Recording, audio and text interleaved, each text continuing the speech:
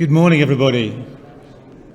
Welcome to our third EPIC conference of this iteration of EPIC. My name is Mellor, and it's been my honour to be director of EPIC for the last 2,160 days. So just short of 6 years. It's a wonderful pleasure to welcome you to this conference. It's brilliant to be back in the room with so many of you. But this conference is the first time we've done a kind of hybrid conference where we have essentially two audiences, so one in the room and one online. We don't want you to be two audiences, we want you to be one audience. So we encourage you to interact as much as you can, and I hope we have a program that facilitates that. It's really in 3 sessions, and you can find the details of that throughout the day. I should make 1 or 2 announcements before I start talking about what I'm supposed to talk about. So as part of the interaction with the conference, there is a thing called Slido. Some of you will have used that before. It's an online platform that allows us to pose questions to you and you to submit answers to those. And so there are some Slido questions that are available on the online platform for the conference, and we encourage you to answer those, and we'll try to make use of your answers to those questions in informing what we do in the future, and maybe even in discussing some of those responses before the end of the day.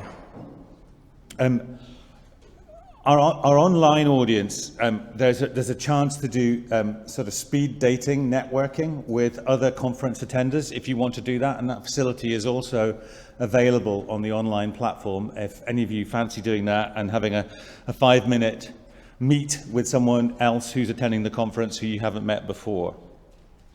For those of you who are online, please use the chat to ask questions, and that chat box will be moderated, and those questions will be fed into the session chairs at the end of the conference. At the end of each session, so that those questions get answered as well as the ones that arise in the room. For those of you that are here, it's brilliant to be here. Remember that we're still in a COVID pandemic, and we do ask that you keep on your face coverings when you're moving around, at least, please. Before I start, I should also say that a small number of our members, EPIC scientists, are not able to be here today because they're taking industrial action on the cause of better working conditions and pay. So we acknowledge their absence, and it's just a shame that we'd set our date before the strike dates were announced. So we're without 1 or 2 of those people, and that's a shame, but there's nothing we could really do about that. Right, okay, so the first session today is really about taking stock of of how we got to be where we are, and it's my job to talk about that to start with. I'm going to be followed by 6 of our scientific members who are all going to give what we call lightning presentations, which are very, very short, sort of 3-minute presentations, but in which they will there will be space to ask a couple of questions to each of them, and each of those scientists are going to talk about an essential element of EPIC that we see as having been a really critical building block for us, and also being a key element and sort of the essence of EPIC going forward. And part of today is about transition. So we're coming, as I said, to the end of a 6-year program and moving on into another program. And so the last session of the day will really be about launching the next EPIC. Before we get to that, though, I'm going to tell you a little bit about how we got where we are now. So I'm going to try and use this advanced. Oh, look there. Yeah, okay. So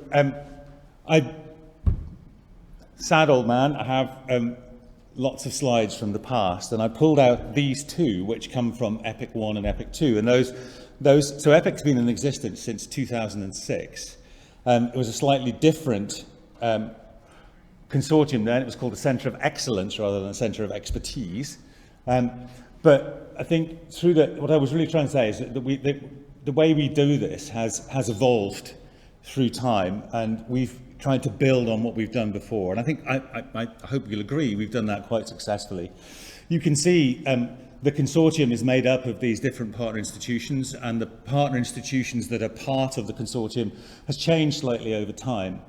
But from that very first slide from 2008, what we were trying to do was develop this reactive science capacity for the Scottish Government in dealing with animal disease outbreaks. There's a piece of work there in relation to foot and mouth disease, and having done that for a while and sort of developed some of the relationships with the policy teams, we've done more work going into the next epic to try and understand what are the key elements and determinants of that advice being useful. And we sort of came up with this sort of nice holy trinity of things here. So timeliness, confidence in what we do, and the practicality of the recommendations are all sort of fundamental parts of what we've tried to deliver going forward.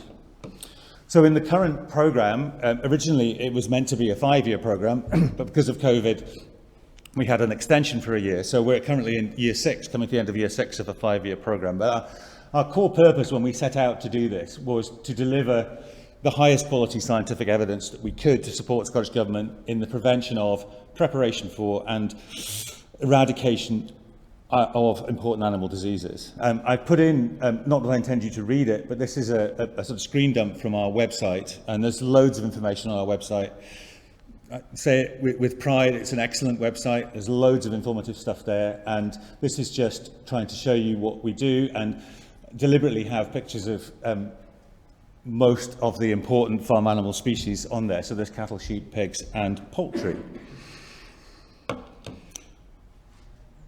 I don't really want to talk about this very much, but having a big consortium like EPIC, you have to organise that in some way. And we sort of, again, from our sort of previous learning, recognise the importance of teamwork. And to do that, you've got to sort of organise it. And we built it around these topics, and those topics were meant to involve members from different institutions and different backgrounds working together, and this idea of teams within teams. So teams coming from different institutions and mixing together and making more teams. And that's really an ethos that we've tried to build, and I think will continue to be really important going forwards. Next slide shows the sort of governance structure, and we've had sort of 2 committees, one which is about institutional representation, and one which is about the scientific work which is arranged in these topics. You can see that the relationships here are really complex. And I don't really want you again to remember any of the details of it, just to get an impression that there's a lot of work goes into coordinating the kind of things that we do. We've tried to make that as streamlined as possible, but you have to devote some time and effort to doing this kind of thing.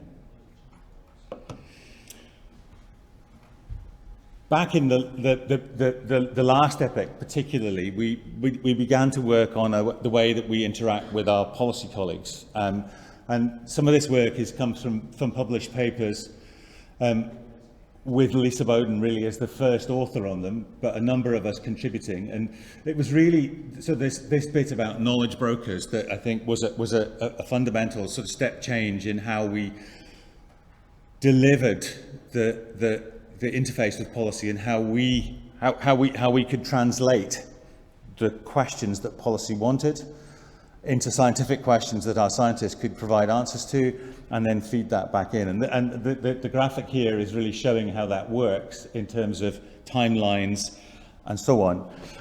I put the papers up there, again, they're from this epic and the previous one. The dates aren't really important. What I really wanted to say is that in the first one of our RESAS colleagues is a co-author. In the second one, our chief vet is a co-author. And so this idea of being a team, and being a team with the people who are commissioning us, has been a really important part of what we've done, and I think fundamental to how EPIC is perceived and the success that we hope that we've had and continue to have. So much so that this Exotic Animal Disease Contingency Framework Plan is Scottish Government publication. I believe it's being reviewed at the moment, or it's being updated. But EPIC has its own place in that. And you can see EPIC Centre of Expertise in Animal Disease Outbreaks. So it's in there as part of the way Scottish Government will respond to exotic animal disease outbreaks. And for me, that's a pretty significant thing. It's scary because we're not going to get out of it, but I think that speaks volumes for how EPIC has been considered to be important and critical to this. I'm not saying that it's central, but it's a key part of it. One of the things I think, again, that's been an important learning curve for us and a thing of success is that the outputs that we've produced are pretty varied and pretty tailored. So the ones on the bottom here are probably the ones that most people would think of as being scientific outputs. So conference posters, scientific papers, and indeed a special edition of a journal are the kind of stock in trade of scientists. That's what they produce. But we realised pretty quickly that those are not necessarily the right outputs for all of the audiences we need to reach. So the ones on the top, technical reports, veterinary risk assessments, policy briefs, are specifically tailored communications for our audiences that we think, and we've built them in partnership with our audiences, make us much more effective in doing what we do. And of course, we've got a newsletter that we use on our website too. So that's been an important education and learning curve, and I think it's something that's going to continue to evolve. So this is a sort of plug for the first Slido question, which is, I'm going to preface it a little bit by saying these are all written. And I don't know about you, but I get tired of reading stuff, and I get tired of typing as well. I sort of spend my life reading things on a screen, which I don't really want to do, and pushing buttons to make letters, when I've got a much better verbal kind of communication. So the Slido question is, in the future, should EPIC think more about different ways of communicating our outputs, such as perhaps little animated video clips that people can watch and watch again on a phone or something like that. I spend my life reading and typing, and what I really want to do is spend my life listening and talking. So that's a thing to think about, and it's something we will try and take on board in response to what you might think about that. I mentioned veterinary risk assessments, it's one of the things that we do a lot of. It's a relatively small number of us who contribute to those most of the time. And in truth, I feel a little guilty mentioning it because this one involves me. But I do so because I think it's seen as something important, and it's something that we have to do very rapidly quite often. This particular one was done in a few hours, one Friday evening. And it's published on the Scottish Government website as evidence to support a particular policy decision. So it shows you the sort of immediacy and importance of doing that. In truth, there's lots of things that EPIC does, and I'm not going to do justice to all of them here. That's why we've got the lightning presenters. But this, I think, has been an important feature of what we do and probably will continue to be. And throughout the last EPIC, one of the things that's come to exist is a thing called the Five Nations Veterinary Risk Assessment Group, which is a kind of a getting together of risk assessors in England, Wales, Scotland, Northern Ireland and Republic of Ireland to try and not exactly harmonise what we do, but ensure that we have common understanding and a common approach to doing this kind of work. And a lot of the legislation that governs how animal health is managed has in it a requirement for risk assessment to support some of the decisions that are made. So it's a very good way of channeling some of our expertise and some of our science into very effective policy.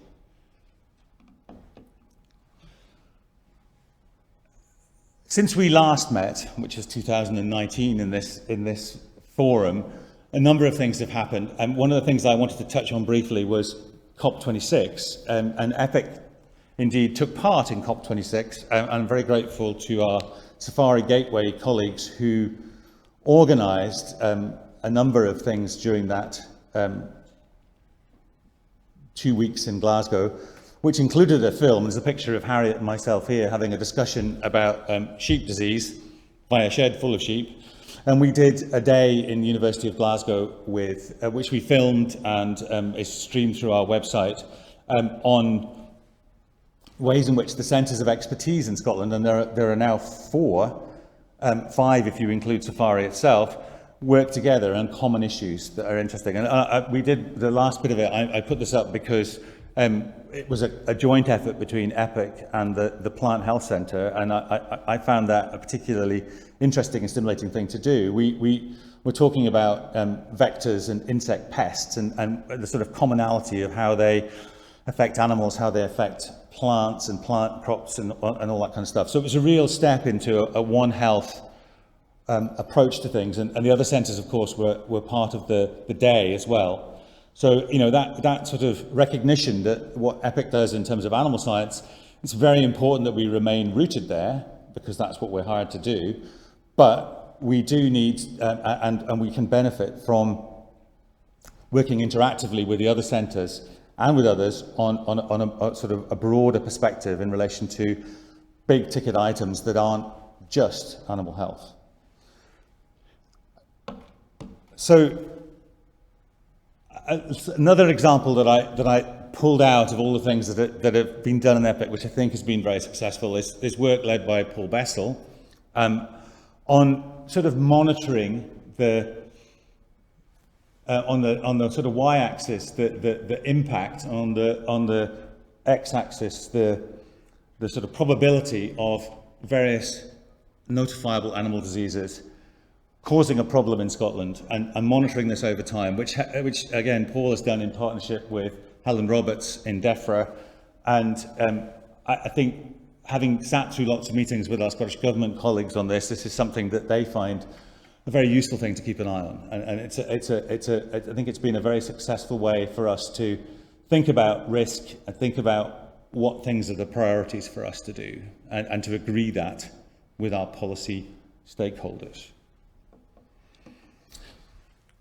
So that's just a little handful of examples that I've pulled out. There are many, many more, and you'll see some on the posters, and you'll see some talked about in the lightning talks that are following.